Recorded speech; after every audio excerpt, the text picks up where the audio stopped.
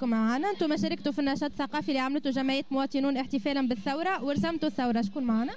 محمد عزيز جبالي، نقرا ستيم ومعايا صاحبي حاتم.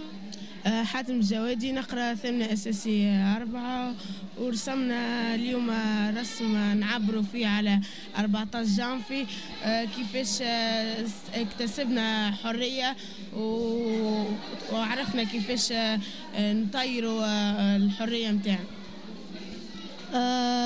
نحن كنا لهنا صورنا بن علي كيفاش هرب في طيارته، ولهنا شو اسمهم الشعب كيفاش يعيط وبن عليه هرب، وقالوا له جود باي، قالوا له بسلام معناها.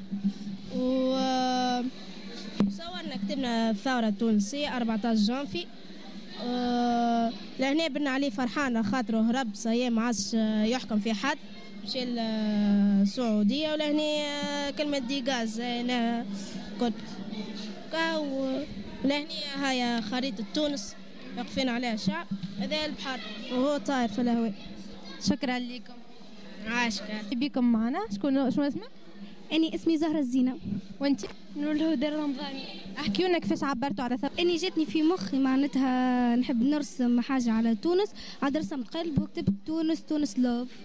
عسلامة، مرحبا بك معنا اليوم. سلام. اسمك؟ محمد أمين. محمد أمين نوير. باهي، كيفاش عبرت على ثورة 14 جانفي محمد أمين؟ عبرت على ثورة 14 جانفي بخريطة تونس، كيفاش جاء رجل هذاك يمثل الثورة نظفت تونس من الار سي دي، من التجمعين اللي كانوا رمز الديكتاتور.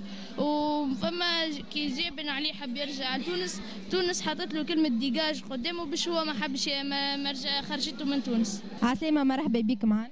اهلا بك عمشك. شكون معنا؟ سلمان بوعزيزي. نتشرفوا. كيفاش عبرت على الثورة من خلال التصويرة هذه؟ من الاول عبرت ان معناتها الشعب، اراده الشعب بدها تخرج في الاعتصامات وكل شيء، وانا وقعت شهداء وحييناهم بالكتاب هذايا. بعدك بينا ان تونس في القلب، حطيناها في صوره قلب ورسمنا لهم جوانه معناتها عباره عن عبروا على الحريه، وكتبنا تحت تونس الحريه، وكتبنا الوقت نتاع التاريخ معناتها المعروف. عسلامة، مرحبا بكم معنا. شنو اسمك؟ اسمي أنا. وانتي؟ أمس. كيفاش عبرتوا على الثورة؟ رسمنا تونس هكا تشوف قبل الثورة تونس ورسمنا برشا حاجات تعبر على تونس وثورة 14 جانفي 2011. وانتي؟ أنا رسمنا على تونس وهكا تشوف. عسلامة، مرحبا بك معنا في جمعية مواطنون. عسلامة. اسمك؟ أحمد جلاسي. انت شاركت معنا في انك تعبر على الثورة برسم، تنجم تحكي لنا كيفاش عبرت على الثورة؟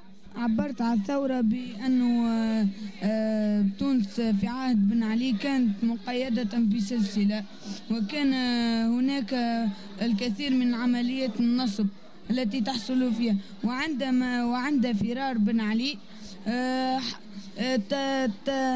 تمزقت السلسلة ورفرفت تونس في الهواء. وعلى رسم هذه شعار النهضة هو أن الإسلام بدأ يحوم في الوطن.